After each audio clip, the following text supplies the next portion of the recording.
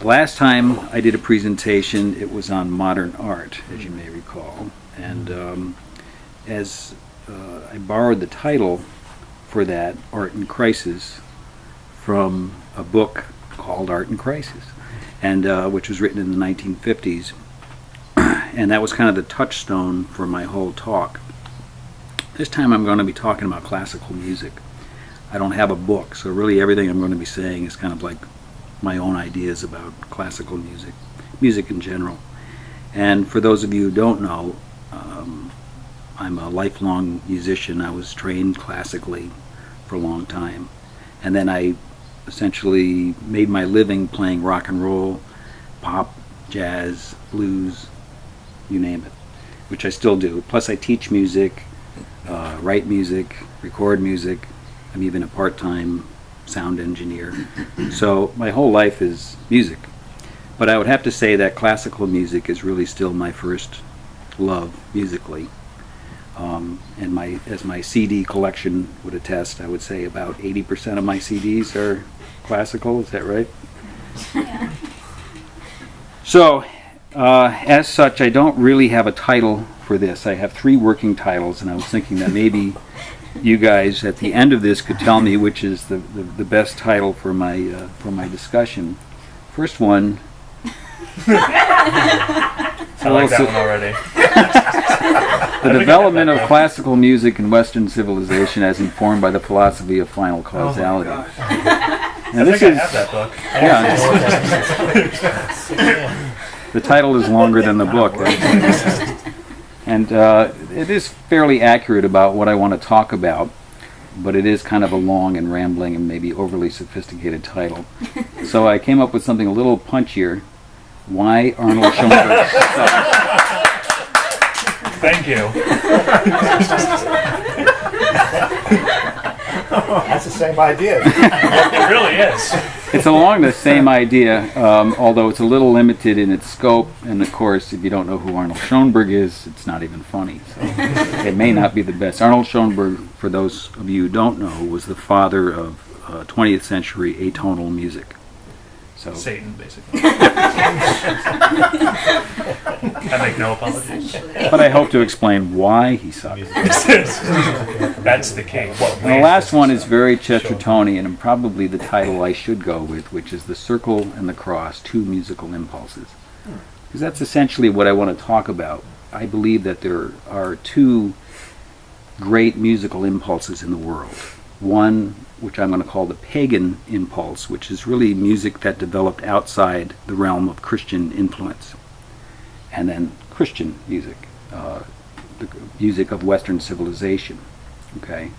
And so I'm going to compare those 2 and show how pagan music expresses itself in a more or less circular fashion.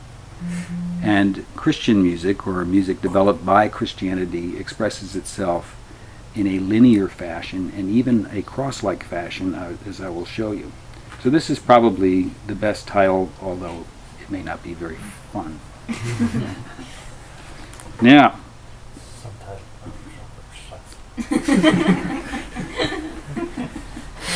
now I should probably say right at the beginning, this is a comparison in the beginning of pagan music and Christian music. My point here is not to denigrate pagan music. That's not the point of this, to say pagan music bad, Christian music good. Okay? I'm just explaining the psychology behind them. Personally, I believe that, sort of to fast forward many centuries past the beginnings of our musical system, I see rock and roll and pop music, which I like very much, as kind of a happy marriage of the pagan impulse and the Christian impulse.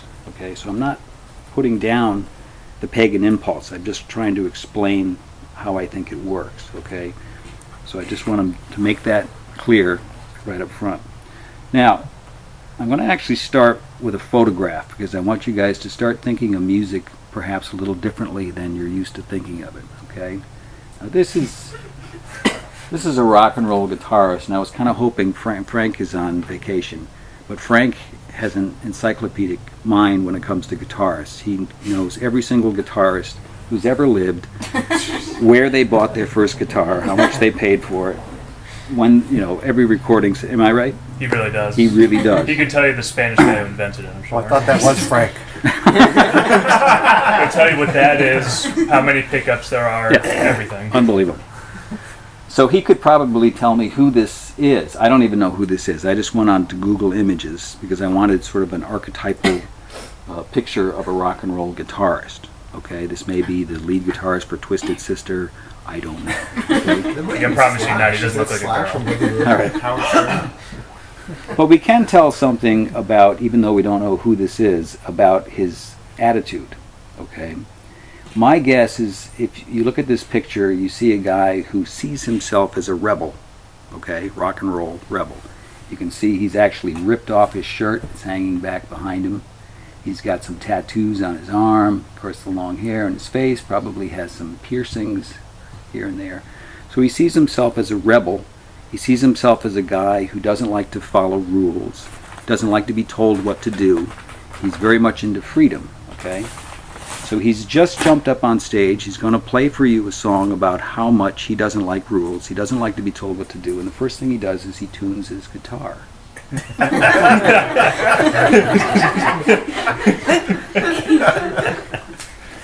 Now this, of course, is ironic because by tuning your guitar, you are voluntarily submitting yourself to a set of rules that were established centuries before you were even born. But it doesn't even end with the tuning of his guitar. If he's playing with the band and he counts off the band, 1, 2, 1, what's he doing? If he's going to play at 100 beats per minute, you can't have the drummer playing at 120 beats per minute. You can't have the bass player playing at 19 beats per minute, although I know some bass players. I was just going to say. Right? That's a rule. That's another rule. And if he's in the key of G, bass player can't be in the key of C sharp. That's another rule. Okay? And the rules go on and on and on. The song structure, the lyrics, right? Literally dozens, perhaps hundreds of rules go into even the simplest song. Okay? Now my guess is if you took this guy aside and you explained to him, you're really not as free as you think you are. You're really a servant. You're really a slave of these rules. He would probably object. He would probably say, well, these aren't really rules. This is just common sense. Of course you have to tune up your guitar before you play. That's just common sense. Well, just because something's common sense doesn't mean it's not a rule. If you think of the natural moral law, for instance, okay, thou shalt not steal. It's common sense. It's still a law. It's a moral law, or thou shalt not kill, right? Common sense, but it's still a law. The other thing is that the laws of music to him might be common sense because he's been doing it for so long. But I've taught enough kids to know that it isn't common sense to them. Try explaining to a kid the concept of key sometimes. Good luck. It's very difficult. Okay. The other reason he might object is because when he plays music, he has fun. It's a very wonderful, free feeling. And he associates the concept of rules as being restrictive. And how can you be laden down with something restrictive if something is so fun? And this reminds me of something in the Bible, which you guys are better Bible experts than I am, but I think it's in the book of Matthew, where essentially Christ says, if you follow me, you'll find that my yoke is easy and my burden is light. Notice he doesn't say, if you follow me, I'll take that yoke off of you and I'll eliminate that burden. Okay? In other words, if you get with the program, you'll be surprised at how easy and free you feel. And that's just the way music is. I have these kids who come in and they immediately want to have the fun of music. And I say, well, no, you got to learn scales, you got to learn chords, you got to learn all kinds of things. Well, no, they just want to have the fun. Well, ultimately, if they fight me, they'll never learn to play and they'll never have the fun. Okay? Get with the program, learn the rules, and then you can start having fun. In fact, it's the musicians who know the most rules and have mastered the rules who can do the most with music and have the most fun. Does that make sense?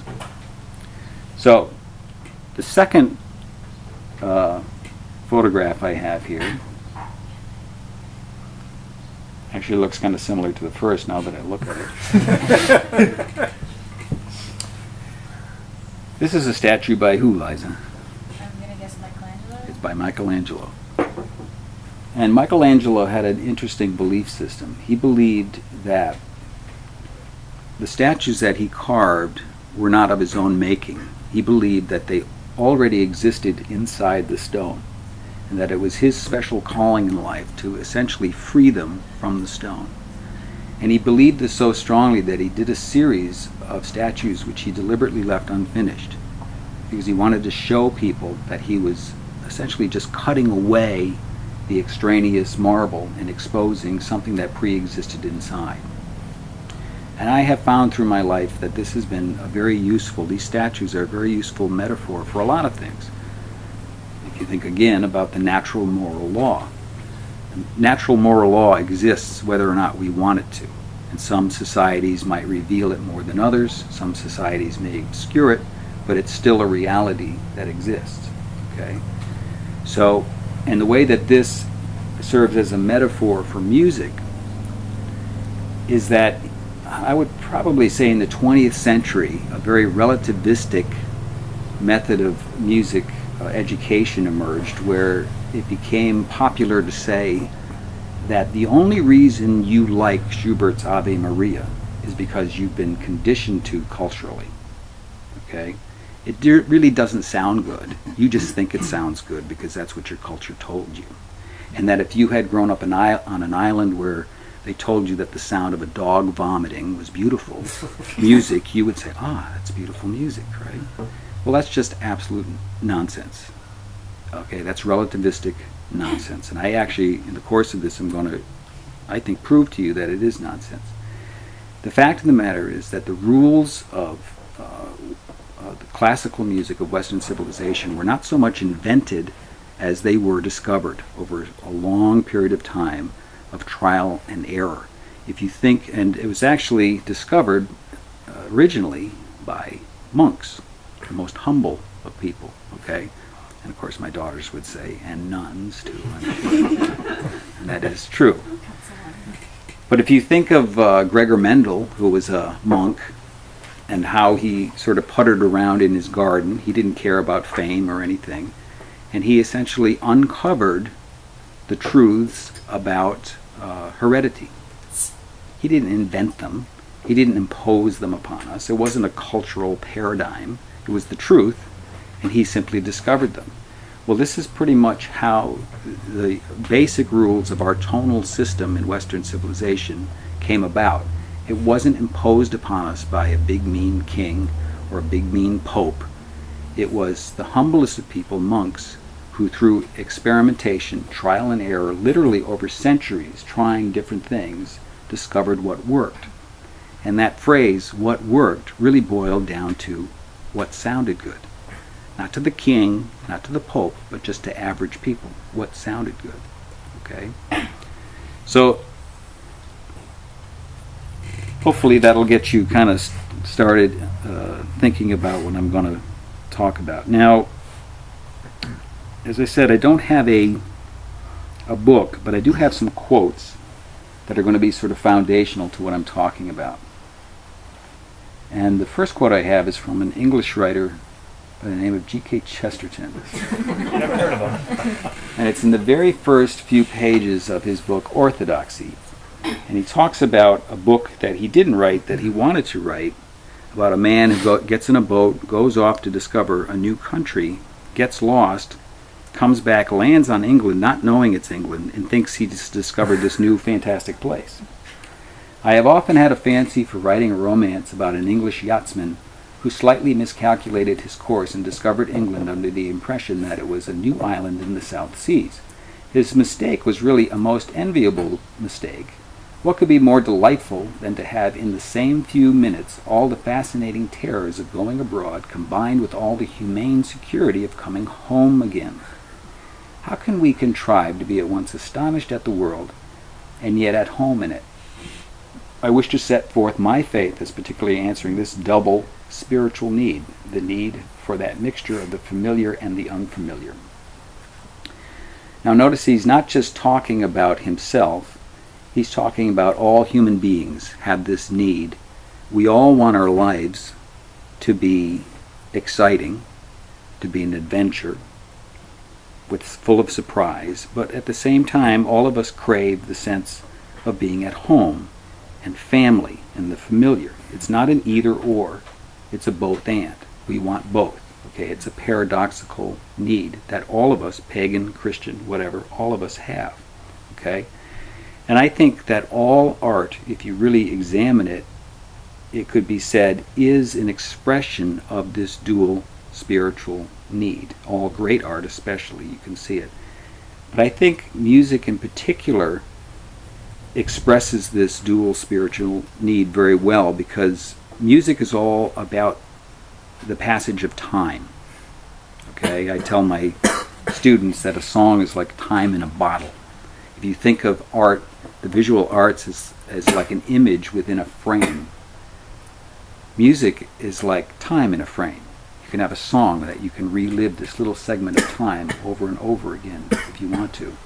And therefore music, as a fixed segment of time, is a perfect microcosm of our lives, because our lives are a fixed segment of time from the moment we are conceived or born, however you want to look at it, until the time we die. And hopefully that's a long time, but it's still a fixed amount of time. Okay? It's time in a frame, and that's what music is. So I think that music in particular is probably the best artistic means of expressing this dual spiritual need of wanting adventure and yet wanting to go home at the same time. It's kind of like, again, I'll tell my students that a really good piece of music will have enough familiarity to it that you can hold on to it and that you can understand it, but it will have enough surprise to keep your interest. If a piece of music is nothing but surprises, you don't know what to do with it. It's confusing to you. On the other hand, if a piece of music is too predictable, like a children's song where you can almost predict what the next line is, it's very boring. So a really great piece of music will have that perfect admixture of familiarity and surprise. Okay, but I'm going to keep coming back to this quote as I compare different kinds of music. All right, now my next quote, which is going to be the second pillar of the foundation of this whole thing, is from an English writer by the name of G.K. Chesterton. This is from a book called Orthodoxy. And probably many of you are familiar with this one. Buddhism is centripetal, meaning that it turns inward, but Christianity is centrifugal, meaning that it turns outward. It breaks out.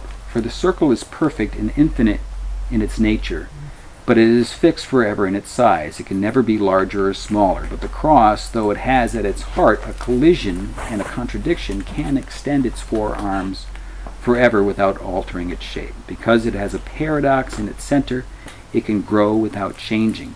The circle returns upon itself and is bound. The cross opens its arms to the four winds. It's a signpost for free travelers. Now, in this particular case, he was comparing the East and the West, Western civilization and Eastern civilization, and saying how the actual symbols of our cultures, the Eastern tends to use the circle, we have the cross, actually artistically sum up the philosophies behind our faith. Okay? But I think this can actually be expanded when talking about music. Again, I'm using the term pagan, but I think, as I said earlier, that pagan music, the pagan music impulse, is a circular expression, and that the Christian music impulse is a linear expression and at times even cross-like. Okay? Now, in order to analyze music, I'm going to get into music theory from time to time. How many here are actually musicians? Oh boy, I'm in trouble. I like how 3 of them are your kids kids. Your kids and Thomas. Okay, I'm going to keep this simple. Right? I do have a couple places where I have to talk about music theory, but I really have boiled it down to make it really simple. You know, what is music? I don't want to get into like the sound waves and all that kind of thing. But most music educators would agree that the three most basic elements of music as we understand it are rhythm, melody, and harmony. Okay? Now, there are other elements to be sure, such as timbre, which is the sound of the instruments, but that's not, I mean, if I play Yesterday by the Beatles on a harpsichord or I play it on a church organ, you're still going to know it's Yesterday by the Beatles. The sound of the instrument doesn't change the composition, okay? Or some people might say, well, what about lyrics?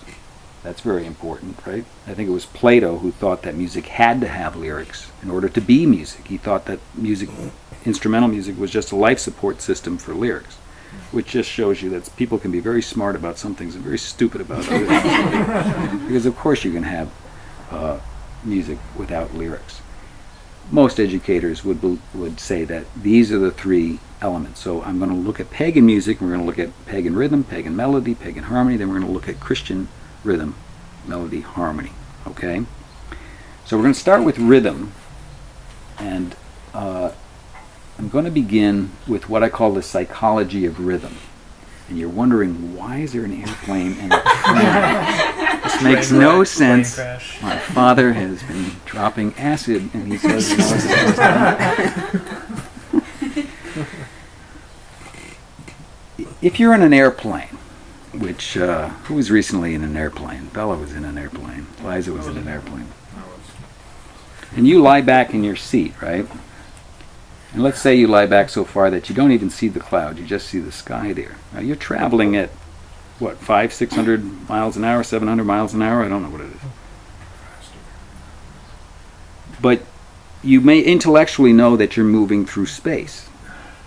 But because you have no physical references to remind you of that, it's almost as if you're not moving. Or even if you look at the clouds, it seems like you're moving very slowly. Is that correct? Yeah. Yeah. You're not really aware of it, even though you're moving really, really, really, really fast. Okay? Because there's nothing to remind you of the fact of how fast you're going. A train goes about 1/10 the speed of an airplane. But if you look out your window and you see the tops of these telephone poles, which extend all the way into the distance here at regular intervals, and you see them whipping by your window, you're very much aware that you're moving, okay? Much more so than the plane, which is moving at 10 times the speed. Because those regular intervals, these visual markers, are reminding you that you're moving. And if they're going by very fast, you know you're moving very fast, and they start going by very slow, you know you're moving very slowly. Rhythm, okay, the beats of rhythm are concussions of sound, concussions of wave of air, which are like those telephone poles. They make you aware that you're moving, not through space, but through time. Okay?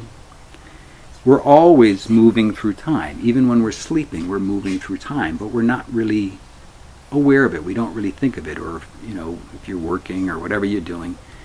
But music, rhythm makes us aware of time. So if you have a rhythm of bump, bump, bump, bump, bump, bump, bump, right? It's like those telephone poles. And suddenly you're aware that you're moving through time. And this, of course, gives you a sense of excitement, sense of movement. Okay? So, keep that in mind. Now we're going to talk about specifically pagan rhythm. Okay? Two broad comments. Performed primarily with percussion instruments. Now you would say, well, duh. Isn't rhythm always performed with percussion instruments? No, it's not. Because if you think about, you know, like for those of us old enough to have watched cowboy and Indian movies, every time the Indians came on the screen, you'd hear bump, bump, bump, bump, bump, bump, bump, bump, right? and you knew the Indians were nearby because the bum bum bum bum bum, bum, dun, dun, dun, dun. Well, you take that same rhythm, bum bum bum bum bum, and if I go, let me turn this up a bit, right? Mozart, right? It's a rhythm, same rhythm, so it can be expressed melodically, or it can be expressed with chordal instruments as well. Okay, so that's not as duh as you might think it is. Okay, So there. so the other aspect of pagan rhythm is that it's incredibly repetitive, what we would call today a drum loop. Okay, it just repeats the same rhythm over and over and over and over again. Okay, so I'm going to play one sample of this, and then I'll talk about it a little more. This first one is American Indian. There you go. This is what I was talking about. There we go. Come on.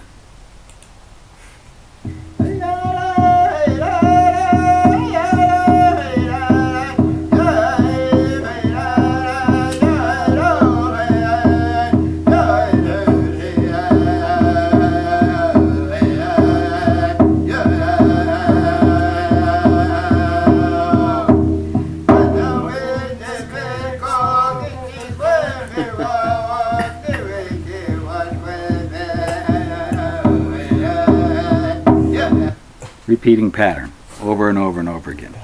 Okay? The neighbors out. Excuse me? Got the neighbors. Some kind of sacrifice. Good. That's usually what they hear anyway, I'm sure. Okay.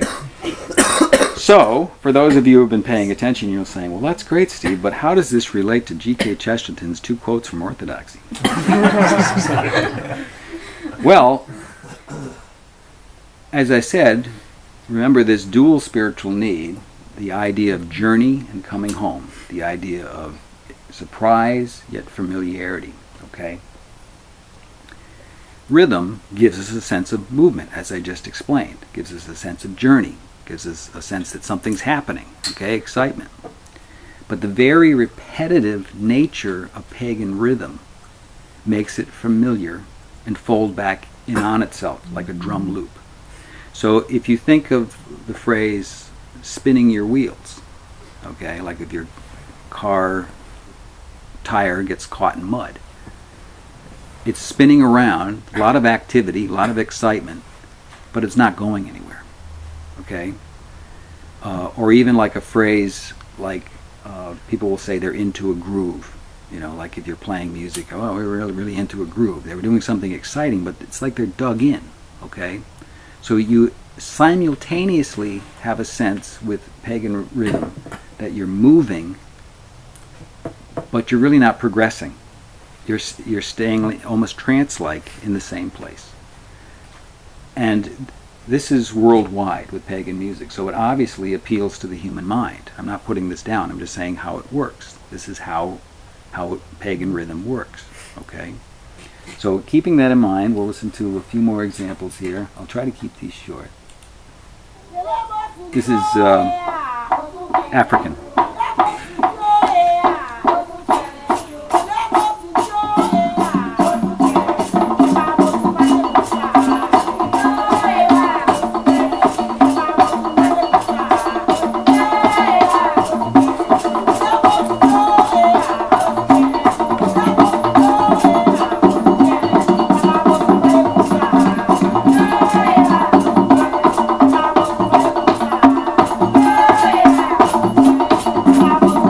Again, a lot of activity, but you're just going round and round in a circle. You're not going anywhere. It's not going anywhere, right? Besides getting faster. Well, in that particular case, they need a new drummer. Right. This one, Southeast Asia. Now this one, it's interesting because they're using like bells and things that actually have tones to them. So it's also an example of melody. But I mostly listen for the repetitive nature of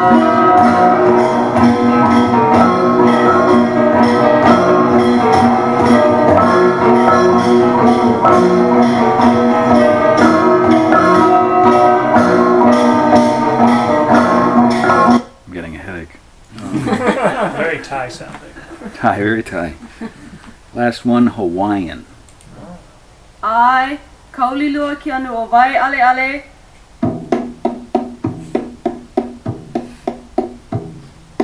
Kaulilua ki anu o vai ale ale. He maka halalo, kalehua makando e o kalili kuku. Yo aipo, kahulu aia o Hawaii liki ipehia. Movement without any progress, just stays in the same place. By the way, I should mention that it's very hard to find what I would call pagan music. If you go on YouTube and look up traditional Chinese music or traditional Japanese music, it's almost impossible to find music that hasn't been in some way influenced by Western music. More often than not, what you're going to find is somebody playing a traditional Chinese instrument, but it's really a Western composition. There was one that really made me laugh. It had a guy in a dashiki, and he was playing a kalimba, and the camera backed up, and the guy next to him was playing a synthesizer.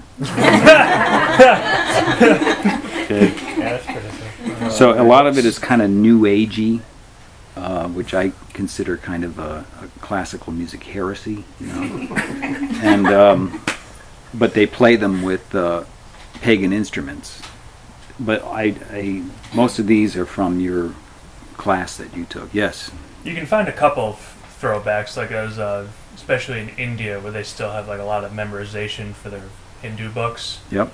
They'll have the different hymns fully memorized, and they'll be able to sing them like perfectly just because it's been passed down so hard. So you can find some of it out there. Like I know I found a Korean one that's pretty accurate, but whenever it's written down, music is written down as always in a Western format. Yep. I notice. Yep. Okay, as we move along, so rhythm, which I think is the foundation really of pagan music. Now, pagan melody. What time is it? Oh my God.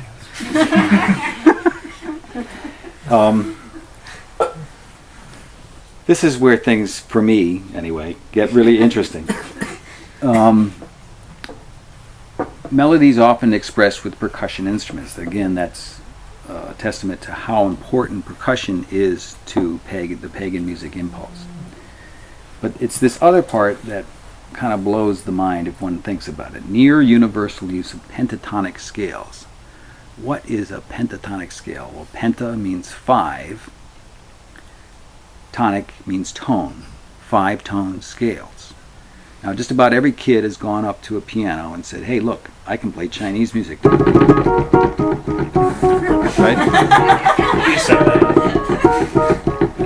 All right, anyway. That's the black notes of the piano. And there are 5 black notes on the piano before the same notes start over again in an octave higher. That's why it sounds Chinese, because the Chinese use pentatonic scales. Okay? But not just the Chinese. Eskimos use pentatonic scales. Africans use pentatonic scales. Hawaiian use pentatonic scales. South Americans use pentatonic scales. It's a worldwide conspiracy of pentatonic scale users. Okay? Traditional Norwegian has pentatonic scales. Do they modulate key or they stay in one key? They stay in one key. Now, whenever the whole world does something, you probably should take notice of this, okay? Especially since this happened long before there was mass communication. Okay? It's not like they had a pagan music convention and had a show of hands how many notes we should have in our scales. 5 fingers. Right, 5 fingers. Right? So what the heck is going on here? Okay, well, this is where the next use of theory comes in, and I think this is the last use of theory. Okay, I have a list here, just to give, and it's not even an exhaustive list, of different pentatonic scales that are used throughout the world. The major pentatonic scale, China, Mongolia, Scotland, Ireland, Africa, minor pentatonic scale, Japan, Andean, Appalachian, American Indian, Egyptian, Mangong, I don't know what that is. Ritsuin, okay. And over here it has examples of what they would sound like C, D, E, G, A. And this is just on the white notes of the piano. You could start these on any note you want, but they made it easy for me. A, C, D, E, G, D, E, G, A, C, E, G, A, C, D, G, A, C, D, E. Not very imaginative, it seems like, right? But in the center column, you have what are the formulas for making these pentatonic scales all over the world. You have W's and little M's and 3's. What the hell is that? That's all you need. Well, the W's stand for something called a whole step. Whole as in W-H-O-L-E. M3 means a minor third.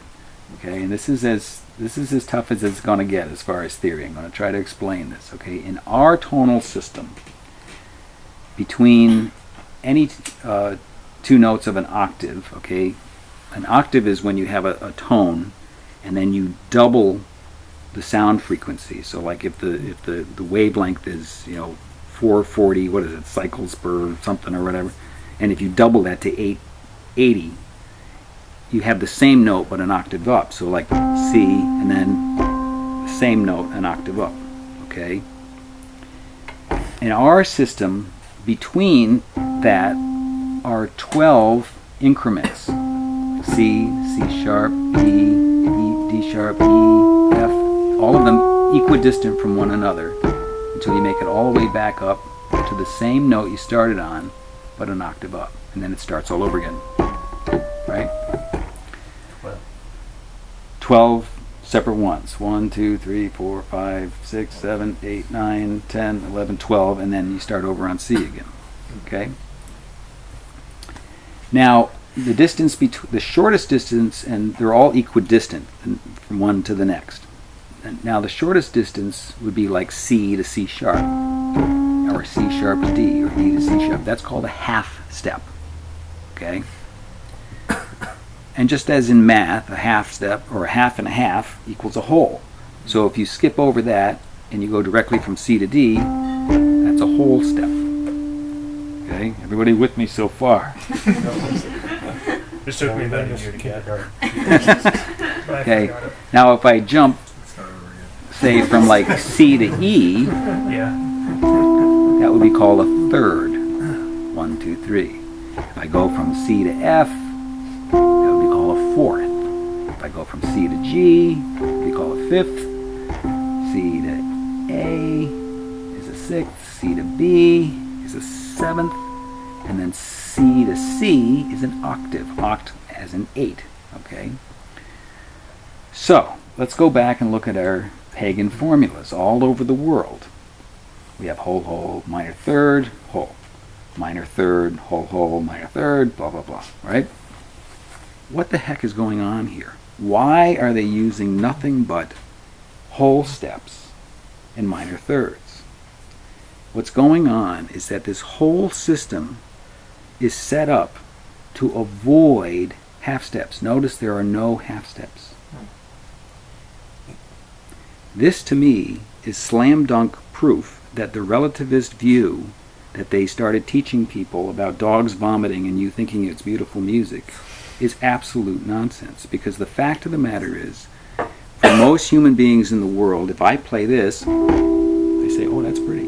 Whether it's in Ritsuin or Mangong, right? I'll say that's pretty. But if I play this, they say that's not so good. Right? Get out before we eat you. Oh, you play that for New Guinea, though. Right? I wouldn't even like it in New Guinea. The pentatonic scales are designed to avoid what we would call dissonance. Dissonance is when things sound bad. They literally make their instruments so that they can only play these scales, so that they intentionally avoid bad sounding things. It isn't relativistic. Everybody in the world knows that sounds bad. Why make an instrument that can do that? Who built this monstrosity? Right? It doesn't make any sense. So they create these scales. This is the major pentatonic scale.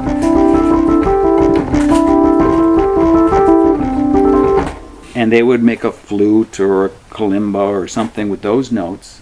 And you could sit there all day long. I can even put on my pedal, which will sustain it.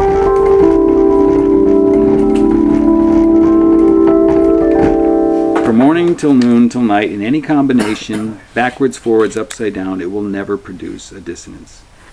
This to me is proof that you don't get a bigger laboratory than the whole world, okay? That people don't like that. Okay?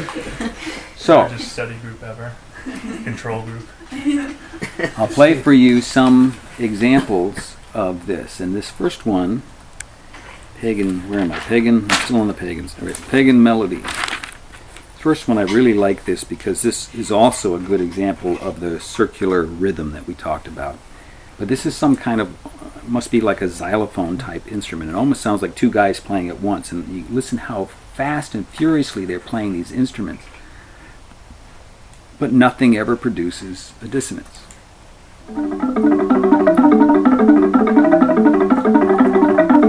Each one of those is a tone within the pentatonic scale.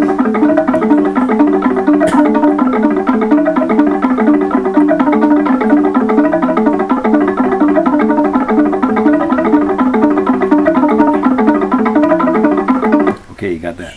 Where's that one from? Donkey That Kong one Melody. is Donkey Kong. You can see how where Philip Glass got a lot of his ideas, for those of you who know who Philip Glass is. Okay, that's African. Okay. Now, for those of you who are paying attention, you'll say, but Steve, how does this relate to Chesterton's quotes in Orthodoxy? Well, again, very much like the rhythm,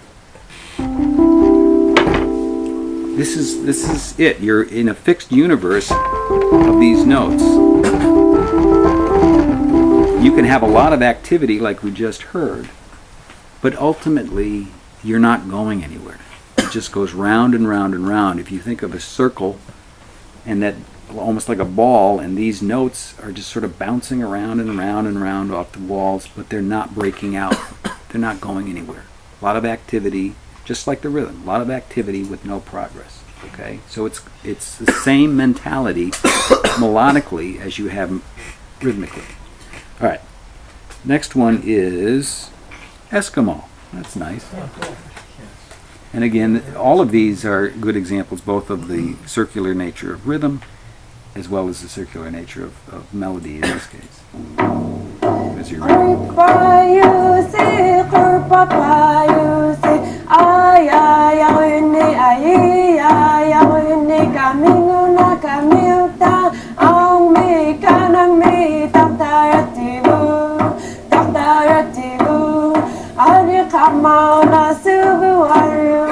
Again, you can hear the limited nature of the melody. There's nowhere to go with this, really.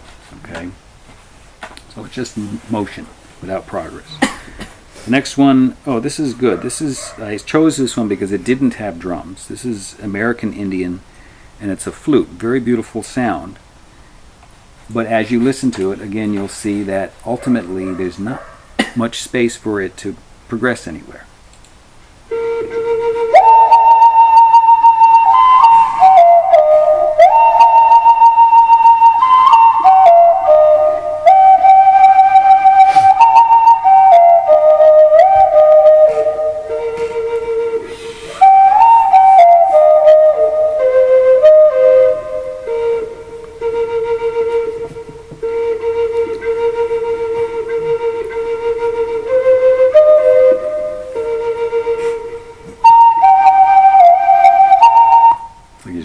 Ideas.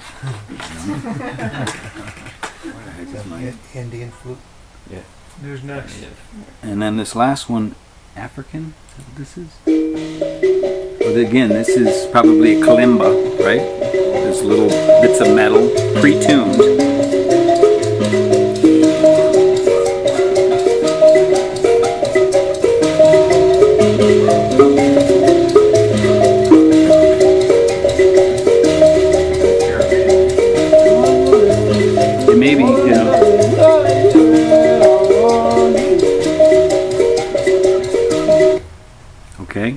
Same idea. All right. So, and then the last aspect is pagan harmony. Now, because there's no chance of having a dissonance, you really don't need a thought-out harmonic system. We have a very thought-out harmonic system because we have the potential of dissonance. They don't.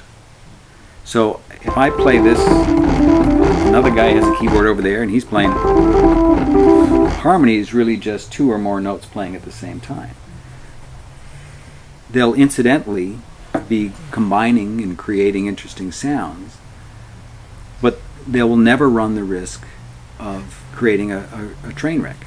It's impossible because of the nature of the scale. So the harmony is always going to be an extension of the scale, and since the scale itself can't produce a dissonance, harmony can't produce a dissonance. And so there's really no need for them to have a thought-out system of harmony. It's really incidental, okay? And I'll explain the drone tone in a second. So these first ones are just examples of that. Let's see, this one is Thailand.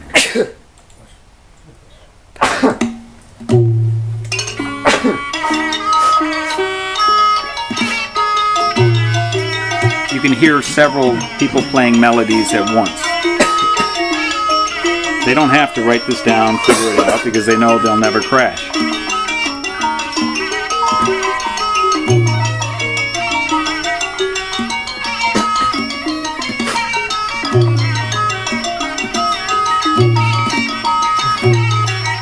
Okay.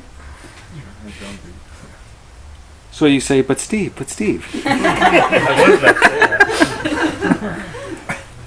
How does this relate to Chesterton? Well, it's, again, this is all an extension of the pagan melody. Again, it doesn't really progress. Okay, it creates interesting sounds. It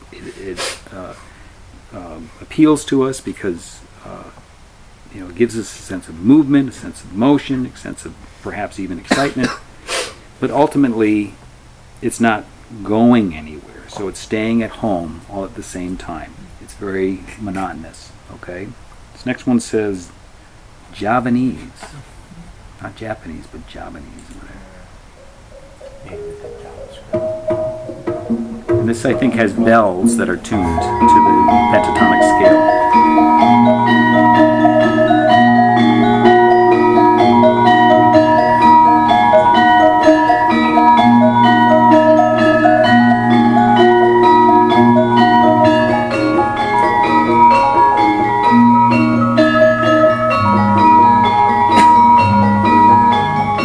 Several different instruments being played, run no risk. Okay. The other interesting aspect of pagan harmony is the use of a drone tone. Drone tone is where you just have like one note that just sustains. So if you think of Buddhist monks going Om, right? That's a drone tone. Okay? So if you just take the drone tone by itself, you might say, well, okay, Steve, how does this relate to Chesterton? Because, this might be a little different here. Well, the homeness, om, home, right? Just this one note obviously appeals to this sense of familiarity, the sense of home, the sense that we're grounded. But how does it give us a sense of movement? Well, even the drone tone, if you listen to it, has a very distinct vibration. It's not like a square sound wave like you could produce on a synthesizer. It's usually the human voice or some kind of instrument that has a wave to it, like om, om, om, om, om, om, om, om. So we have a sense of movement even with the drone tone. This is the closest I think that pagan harmony comes to a dissonance, because they'll often have this drone tone and you'll have all of these pentatonic scales going on above it. And if the drone tone isn't in tune, it can make the whole thing sound a little sour, okay? But it's an interesting quality. So this first one is some drunken Australians, I think is what it is. Nope, it isn't. It ain't Australian. This must be, oh, this is Asian. I'm sorry, this is Asian. This is not a drone tone. This is just more, Whoops. just more pagan harmonies. Okay, just your run-of-the-mill pagan harmonies. All right, so this must be Australian. Here we go. Yeah, which way?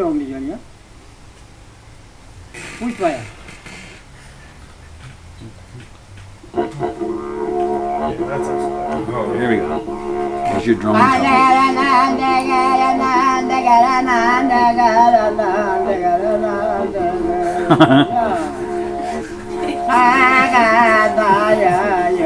So Margaret Dunn starts to sing.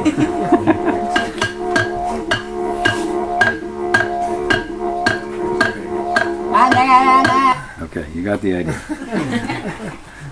Please don't make me listen to that too long. And the last is Buddhist. There's that vibration, even though it's one note. It's not varying in pitch, it's varying in intensity.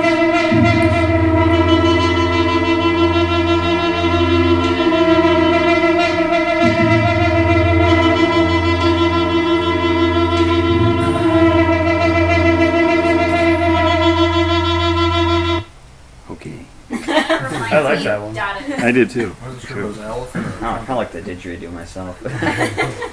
All right. So before we leave the pagans, I just wanted to show you some hybrids. As I said, it's very difficult to find pure examples of pagan music, and just to give you some ideas of how even things that seem familiar to us are influenced by pagan or the other way around. This first one is of bagpipes, which we tend to think of as Western, but really the bagpipes were invented before the birth of Christ, and they have both a pagan drone tone and they have a pentatonic scale. The newer ones have expanded scales.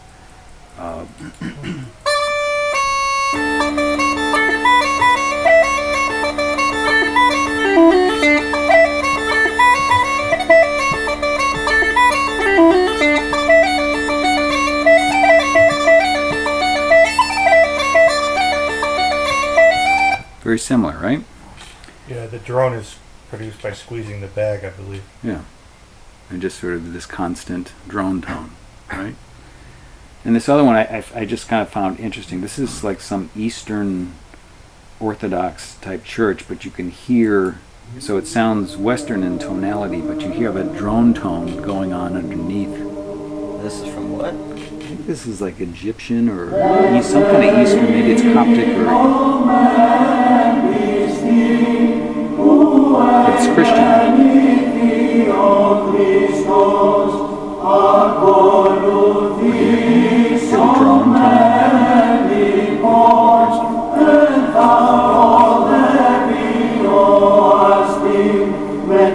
tone.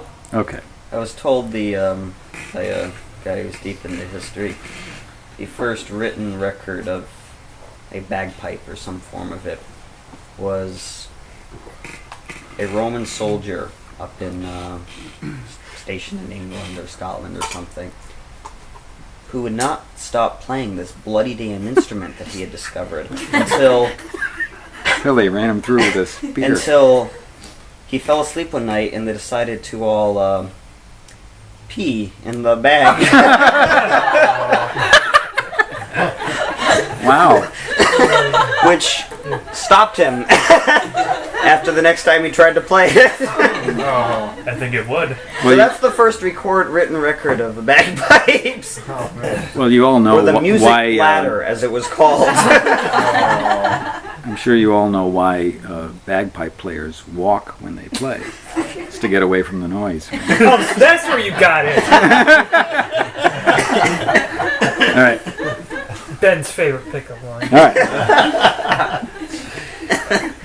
Now, all right. Before we get on to the wascally Christians, so again, this idea of everything's circular. Everything is just so repetitive that it goes round and round and round and round. A lot of activity. It's not really going anywhere. And rhythm, I think, more than any other of those three elements, really is the foundation of the pagan musical impulse.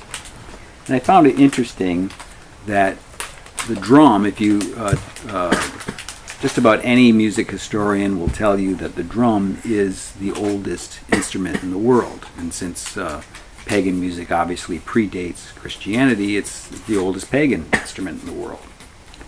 But the drum is also a work of craft. It's a handcrafted work of art, if you will. And as I said in my last year's talk, that when an artist makes something, he has a conscious intent of what he's trying to do. You know, this is my vision of whatever, blah, blah. But unknown to him, he's expressing larger cultural truths, philosophical truths about the culture in which he lives.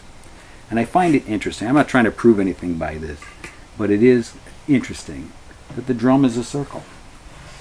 The foundation of all pagan music, the drum, is a circle, no matter where you go, and no matter what era you're in. These are South American, I think. I think that's probably Syrian, right? So this handcrafted work of art, ironically, coincidentally, whatever, Chinese, is always a circle. Just something to consider. That one looks very old. I don't know what that is. Okay, now we get to the questions. Now, just about all music educators, historians will agree that our tonal system really came from the monks. Okay, they were the ones who dealt with the rules of voice leading and stuff like that. But I think in order to really understand the psychology behind it, the cultural truth behind it, you have to go one step back further, and that's to the hermits. Okay, not the Herman's hermits, but the hermits. And the hermits were these early Christians who basically had it with the predominant pagan culture. Okay, it wasn't necessarily a predominant Christian culture. They said, enough with this circle thing, I'm out of here, right? And so they went off and lived in the deserts, or they lived in caves. Sometimes they lived at the top of these high towers, is that what they call them? People would bring them food in baskets and stuff like that. But the spirit of what they did was they were separating themselves from the pagan culture, something we even talk about here. Like, what do? We're living in a neo-pagan culture now. You know, what's the right thing to do? To stand and fight, or just get the hell out of Dodge, you know? So these guys got the hell out of Dodge. That's what they did. And they made a clean break, and they went off and lived in caves and such. Now, eventually they came together, and they lived in communities, right, monks, and we know that was it Saint Benedict was the father of European monasticism, okay, and who actually wrote rules as to how they should live and that sort of thing, ora et labora, pray and work, right? But in addition to praying and working, these people made music. But they weren't about to bring drums into a monastery. So the exclusive instrument with which they made music, and not just for a little while, I'm talking for hundreds of years, the exclusive instrument for making music was the human voice, which is a wind instrument and which is a melodic instrument. Okay? So rhythm, which had been the king of pagan music, right, on the front burner, this was it, was almost entirely eliminated, or pushed to such a far back burner that it was almost insignificant. Melody now became the predominant force in music. Okay, in my opinion, my humble opinion, this is the biggest change in the history of music. The reordering of priorities of the ingredients of music, from rhythm being top dog to melody being top dog, and rhythm, this repetitive rhythm, this pagan repetition of rhythm, essentially being pushed aside. Okay. And I've read lots of books on music, everything from music philosophy, music history, biographies, dictionaries. I haven't seen anybody who seems to quite understand the enormity of this change. And it's a tradition that lasts till today. You don't see drum sets typically when you go to a classical concert. It has remained until today. Okay, this idea that rhythm is, you might have the guy who, hits the cymbal, after waiting for an hour, gets paid $5 or whatever it is to play that one cymbal. But it's not this constant rhythmic drone or whatever you want to call it, okay? And I think the reason most educators and people, really smart people, miss this is that they're not rock and roll musicians. I think in some ways you have to understand the power of rhythm in order to understand what a huge change this was. And anybody such as myself who's played, and again I wish Frank were here, but who's played in a rock and roll band or played in a funk band knows the power of rhythm. Okay, it is not uncommon for me to look out on the dance floor and to see human beings doing things that they would never do at their grandmother's house. Okay? It's a long list. And it's the rhythm that has got them going. Okay? Or if you drive around Springfield and you see the guys with their pants falling down, they have the earbuds on and they're doing wild and crazy things. Okay? Rhythm is what is doing this. Rhythm is, I tell my students, rhythm is the great hypnotizer. Melody, essentially, we relate to melody on a conscious level. Rhythm attacks our unconscious. Okay? And in that sense, it's very much like hypnosis, which is my picture. Okay? And if you think about the classic example of the psychologist who hypnotizes someone, notice that hypnosis is not a state of unconsciousness, it's a state of suggestibility. Okay? And he takes out this circular object from his vest pocket, and what does he do? Swings it back and forth in a monotonous, rhythmic fashion. Okay? And it puts the person into a state of suggestibility. Okay? That's what rhythm does.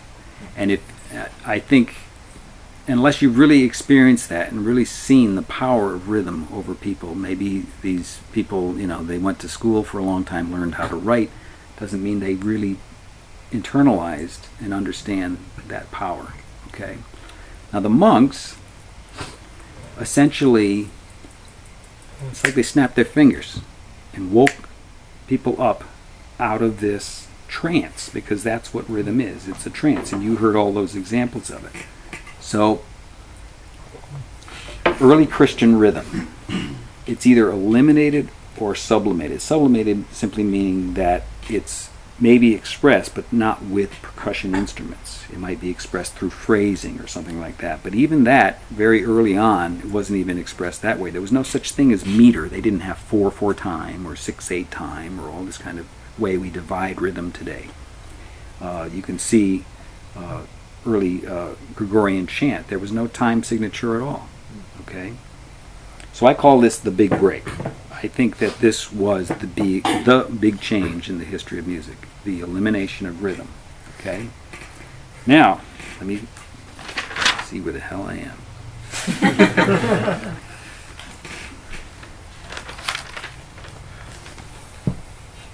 All right, so this led to what I think is an entirely different way of looking at music. If you think of the pagan circle as, like, let's say, a circle of, like a loop of black yarn, okay, going around and round.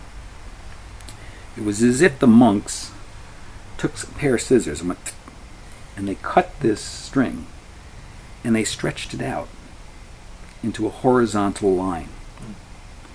So now, rather than moving round and round and round, now it was like a timeline.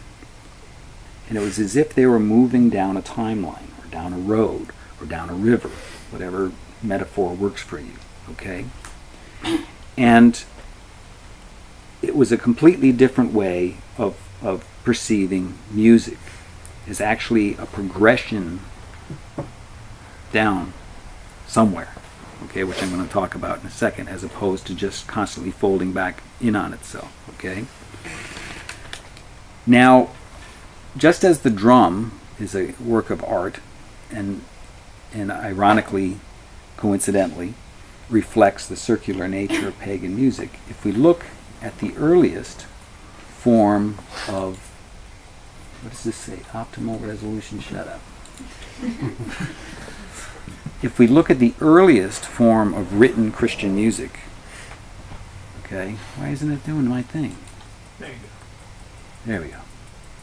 Wrong way. Early manuscripts, which really were works of art, long before we had 5 lines, which is what's standard now, what did they have? They had a single line, a timeline.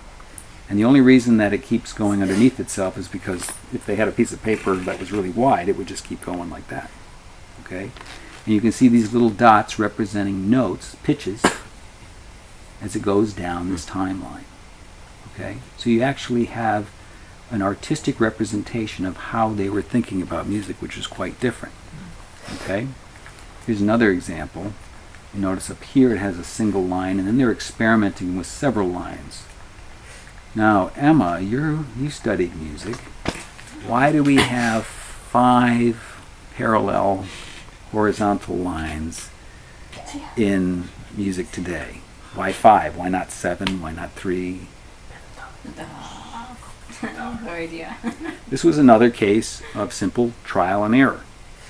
Each line represents a different pitch. Even the spaces between them represents another pitch. And they wanted people to sing accurately, so the more lines they could have, the more accurate people could sing.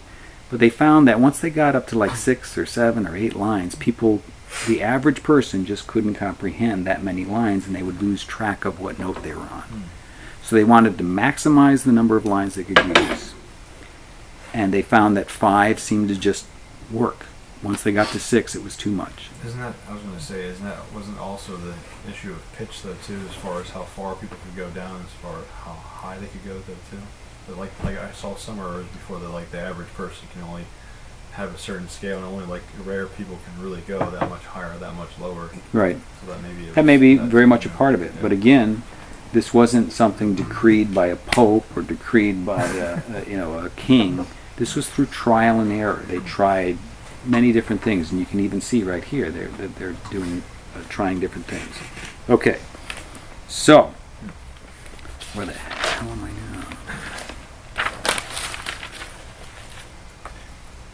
All right, so all of this leads to some changes. Now remember, we've pretty much eliminated rhythm in Christianity at this stage. Melody becomes central. The 5-note scale is not nearly going to be enough if all you're concentrating is melody, okay? And if you think about Stevie Wonder, okay, who's like a musical genius, I can't help. I'm sure he would have been a musical genius even if he hadn't been blind. But when a person is deprived of one of their senses, I think their other senses do become more sensitive. And I think that's a large part of what happened here. By eliminating rhythm, melody became the top dog, essentially. A 5-note melody was not going to satisfy these people. So they started adding extra notes, which of course leads to the risk, as I said, of dissonance, which is interesting. I'm not going to get into that right away. Now, also, it has an emphasis on tonic or tonal home and an emphasis on cadence. I'll come back to that in a second. But in terms of the scales, rather than just having one pentatonic scale for their whole culture, they were so now into melody that they actually developed a system of 7 different scales, what we call the church modes, which are still used in traditional Latin chant. Okay, Ionian, Dorian, Phrygian, and all of these would have had their own formulas for making them, which I'm not going to bore you with. Okay.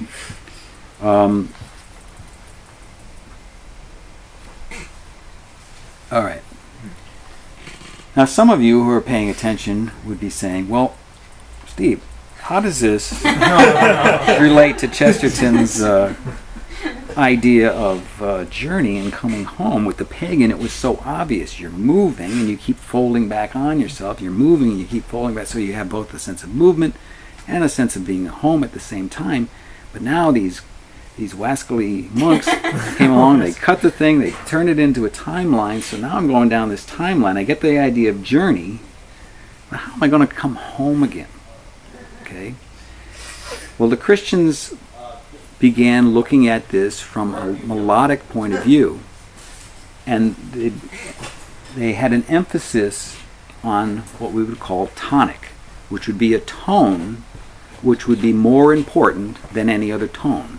Essentially, that tone, I hate to use sports analogies. I'm probably Please do. well, you know in hockey how you have home plate, you know. That's basketball. But the idea of home base or home plate, okay, the tonic is like a note that's your home base, okay. So if I'm F is my tonic, I can go on a little melodic journey. But I come back to that most important note, the tonic. Yes. Would that be where key comes in? That's where key comes in, right.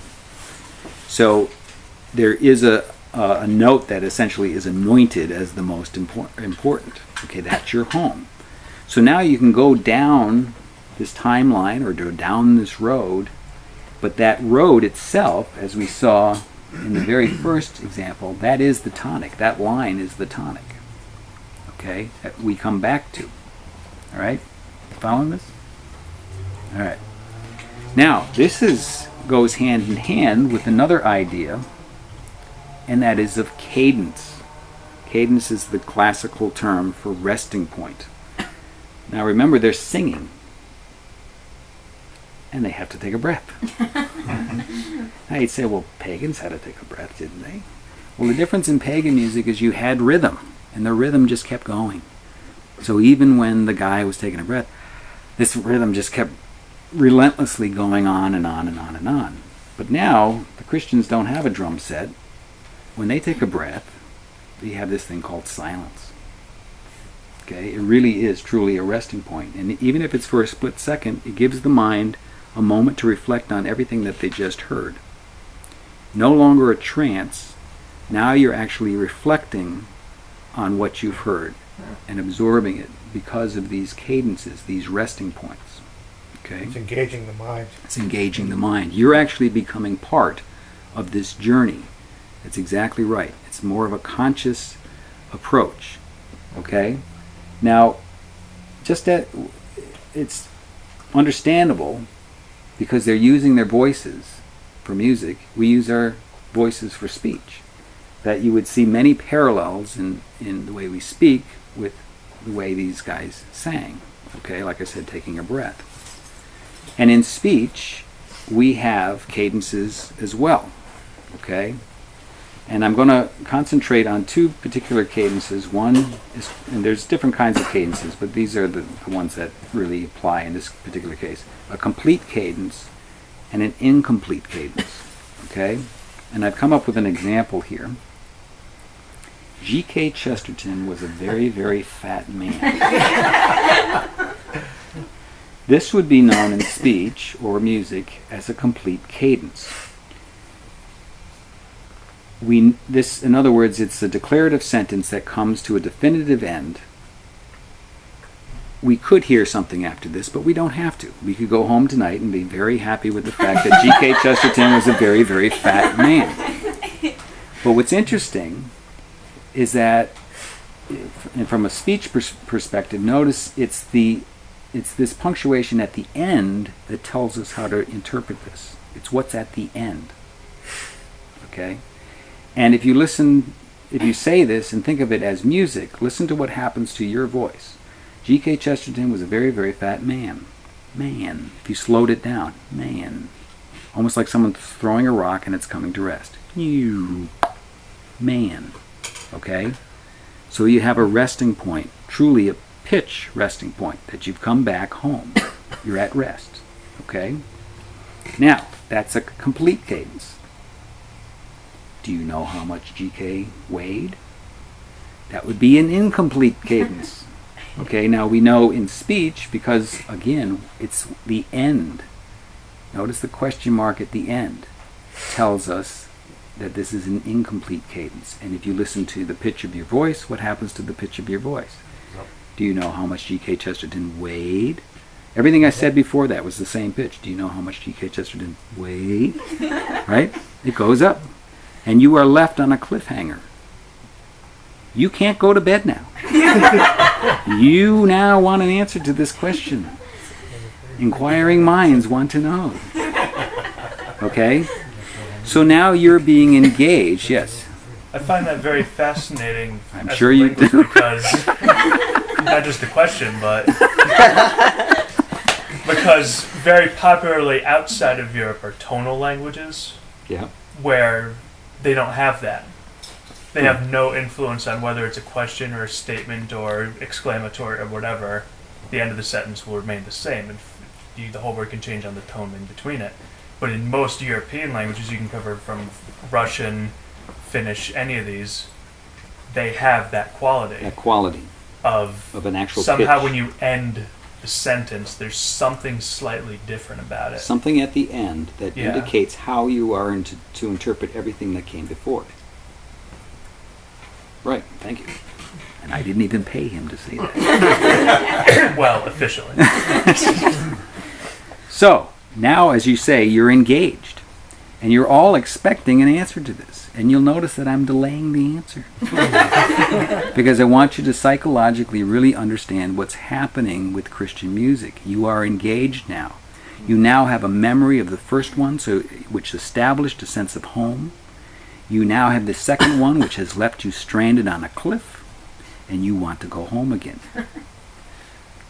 Okay? So you come to the last one. G.K. Chesterton weighed over 300 pounds. That's as accurate as anyone has gotten, so I couldn't come up with 315 or something. But again, this is now a complete cadence, 300 pounds. And you hear this pitch drop, bringing you back home again. Again, it's the end of the sentence that matters completely. Okay? And this particular sentence is even more satisfying than the first one, precisely because you went on a journey that left you stranded. So now that you have this, now you really truly are seeing Chesterton's idea of starting in England, going out, getting lost, and coming back home again. Okay? But it's as you're going down a timeline rather than just going in a trance-like circle. This all making sense? Okay. Now, just to make a point here, I've taken these exact same words. G.K. Chesterton weighed over 300 pounds. G.K. Chesterton weighed over 300 pounds. Right? It's the same exact words, but because the end is different, we have an entirely different interpretation of those exact same words. Okay? This emphasis on the end. Now, I'm going to show you how this actually works in music. Okay, this is a Gregorian chant. You know the lyrics. This is Greek. It's from the beginning of the Mass. And you have to listen very carefully for the last note. Unfortunately, in these first ones, they sing it very quietly, but you will hear them come back to the tonic. Okay, and the other unfortunate thing about this particular recording is it starts with the church bell, which is a rhythmic instrument. It blows my whole thing here, but it's not part of the composition. It's just incidental. That's what the producer of the CD thought it would be able to do. So just listen to these phrases and which ones end leaving you up stranded and which ones bring you back home again. Now this last one is interesting. Tag ending. That's actually a jazz term. Okay, but it's interesting to see it being used all the way back here. When he gets to the composer of this gets to the last phrase, he knows he has you on the hook. Just like I left you waiting for that last phrase, he knows he has you on the hook. So why hand it over to you, right? He's going to keep you up in the air for just a little extra longer so that you really feel all the more satisfied when you finally do come home again at the very ending. So this last phrase is just a little bit longer than all the other ones. That's what it is. It's called a tag ending. And you find that in pop music all the time, you find that in jazz music all the time, or in classical it's called a coda. Okay? So let's listen to these guys. Just ignore the chimes the bells go away rather quickly, but listen for the last note in each phrase.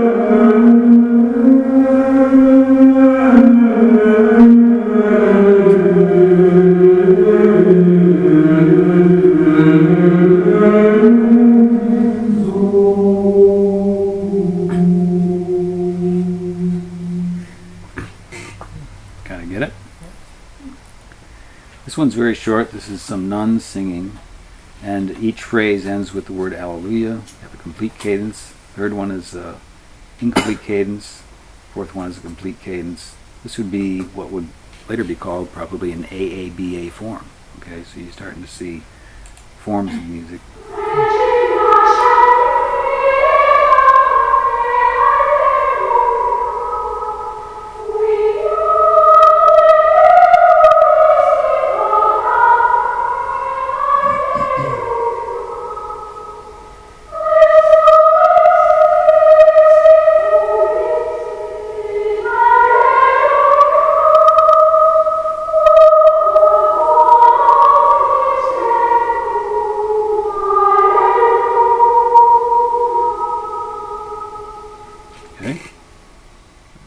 And one more example. This one, I think it's a mixed choir.